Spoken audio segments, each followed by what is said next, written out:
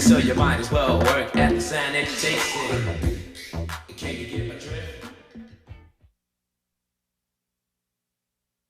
Hi again, this is Lex with Sika. You just finished watching Style Wars.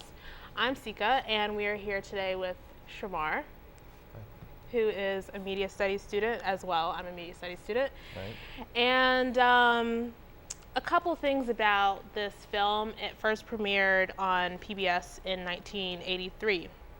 And I know, like, when we were watching it, we both talked about how at the beginning, this narration kind of comes in, and it's kind of this like very stereotypical PBS kind of robotic.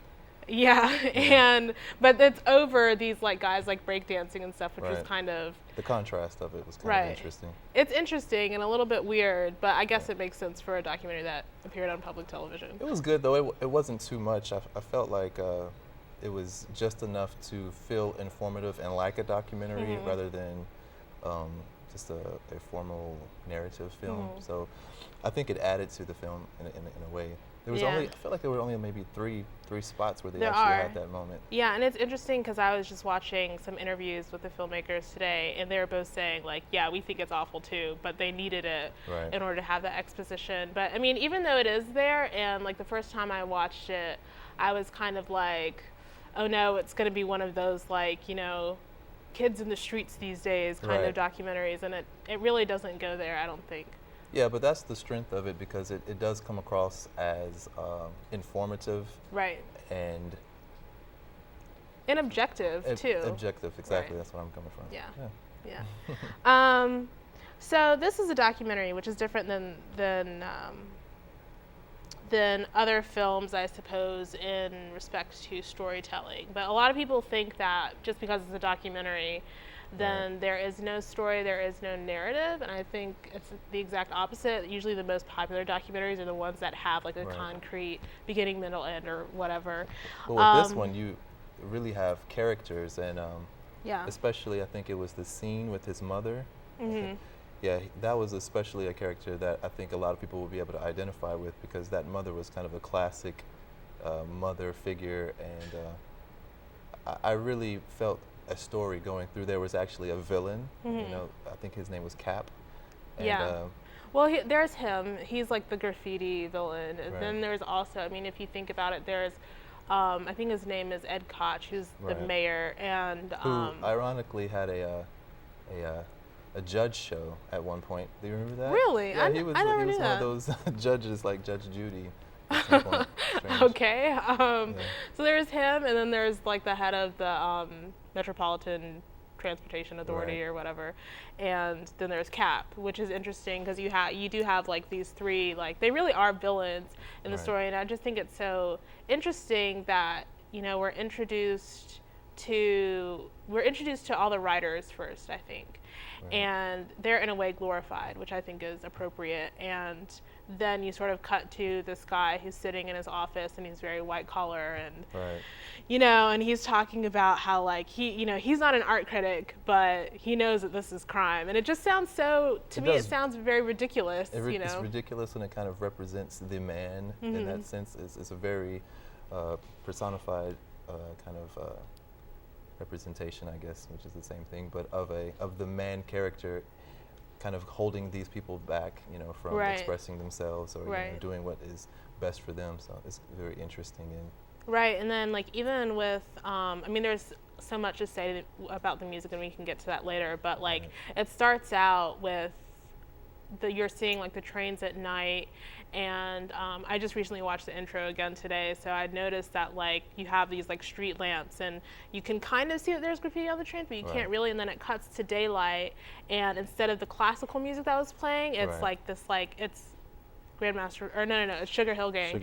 And like that contrast is so stark, and so I mean it's weird because you're sort of suspicious at first because it is night, and then it cuts to daytime, which to me, it's very optimistic about graffiti. It's very sort of, which I guess relates to the fact that the one of the filmmakers is an artist, and so I feel like he was definitely more on their side than anything. It's funny though that you say about the light and the dark, because you can see that as far as the the actual graffiti with the bright colors, and even in the music, the hip hop music, there's this, especially that Sugar Hill Gang song is kind of a very, the beat at least behind it is very up tempoed. Yeah, but then definitely. when you listen to the lyrics, it's very, you know, kind of dark. And I think even with the graffiti, you're looking at these bright colors and everything, but there's something else behind that they're trying to express. And you know, even with the way that the intro comes across, I think that you know, there's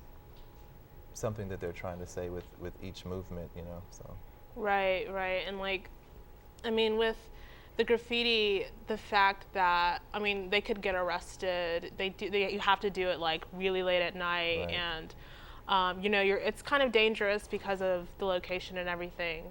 But at the same time, like you said, like there's bright colors, it's really expressive, it's artistic, it's creative and everything. And yeah, I mean, I don't think I ever thought of it really that way, but I see what you're saying. But even I was looking at it, and I saw some things that reminded me of Jean-Michel Basquiat, and I remembered that he was a painter. Well, not being a painter, of course he's a painter, but he was a graffiti artist. Starting in the 1976, and I saw a lot of that in this work. And what was interesting to me was there was a scene in the film where someone had taken the graffiti and started selling it in a gallery, and I thought, wow, that is very representative of Basquiat's work as far as it being, you know, sold in galleries as well. And it's kind of this underground thing that's it's commodified. I think we spoke about that, and I don't know. There's interesting kind of implications to something that's so heartfelt, and I don't know if I want to use the word primal, but it's so human, and selling it. You know, I don't know if I felt that was kind of how did you feel about that? Well, I mean, it's interesting that you connected it to something in art history, because I think that a lot of times people think of graffiti as just like something that exists in the underground and as having no real artistic value. And I think on one hand, having the work put onto canvas in a way is sort of showing it respect and saying that it can be valid, but at the same time, I have a problem with the fact that it was only seen as valid when someone who is upper class, someone who's not from the streets, whatever, who they put it on to canvas and they decide, okay, this is time for this to get some respect, and then it is seen as valid. It's interesting because even now, present day, you have a graffiti artist like Banksy, I think we were talking about, who actually has museum shows or art exhibits, and you know, publishes books and things of that nature. And it's funny to see the movement kind of grow in that way. But in one sense, I kind of question, is that growth for it to be, you know, commodified in that way, where an actual graffiti artist takes that street art and is making a profit? And I don't know, it just seems a little against. It's kind of not punk. You know what I mean? Yeah, I definitely know what you mean. And I think that I mean, it's good for something to have that growth, you know, while I understand the sentiment, at the same time, sometimes I'm a little bit like, you know, you're not selling out just because, you know, you're presenting something to the world or whatever.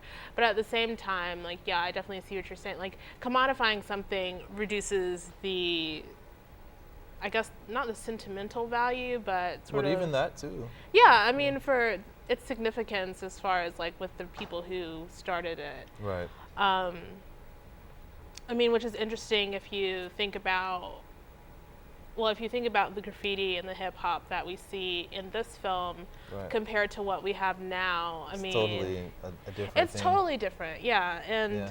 I hate to be that person too, to say, oh, it's so much better back in the day, but I don't know, when you listen to the words or you listen to the art form, I guess more so in the purest sense of it, it's so many miles away from what it is right now. And I don't know, if I turn on the radio, I have to turn it off. Right. You know, so yeah, and I think that has to do with a lot with the fact that it's such a business now. You know. Right. Yeah. Exactly. I mean, it's it's literally a product, and that product can only be but so much in order to sell. And so I think when you're watching something like Star Wars and you're seeing like these people who to me are like serious like fine artists or whatever, and like the dancers and stuff like that, like they're not just doing that because they have nothing better to do, like they perfected their craft and everything, and now it's kind of like something that has been packaged, like most other things, has been packaged and sold and therefore devalued, like I was saying. And I mean, I think it's interesting, I mean, if you relate that back to capitalism, I mean, if you're talking about commodification, and I know I made the connection between Cap, the person, and the villain in the film, the villain, and capitalism. And it's interesting because he says the whole thing where like, you know, I don't care how beautiful it is, I don't care how big it is, it's just that I want it to be everywhere, I want more. Which is very representative. Which is capitalism, basically personified. And I mean, do you think that the filmmakers thought of that while they were doing it? I mean, do you think it just happened to be that way, or? I don't know. It's hard to say because with documentaries, I mean, it just seems so perfect, though, you know? Right. That's the thing. I mean, I guess that's the thing with this type of filmmaking is that there's automatically a level of manipulation, but at the same time, certain things really do just happen that way. They mesh together and somehow end up meaning something to certain people. I mean, I you know, look into capitalism a lot in my studies and everything, so I feel like that's like why I thought of it. Some people might just be like, it's some guy named Cap, you know, like it doesn't matter. So I think it's just something that people could pull out of it. It's an interpretation. It's my interpretation. Yeah, I think it's the right interpretation. I agree. Well, anything else, Shermar? No, nothing else, Sika. Yeah.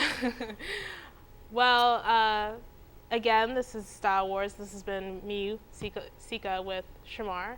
And just so you know, if you like Star Wars and you want to see something similar to that, there's a documentary called Freestyle, The Art of Rhyme. It came out in 2001. It's about freestyling, obviously.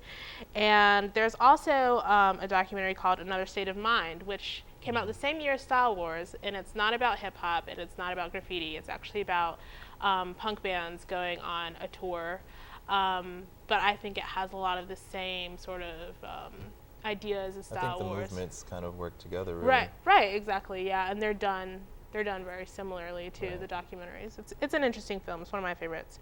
So if you want to be a guest on the show, or if you have a suggestion for a film that we should talk about, email spartantv@gmail.com, as always. And again, it's Lex with Sika. Thank you, Shermar, for coming on the show. I guess have a great evening, night, day, whatever you want. Eat well. Bye.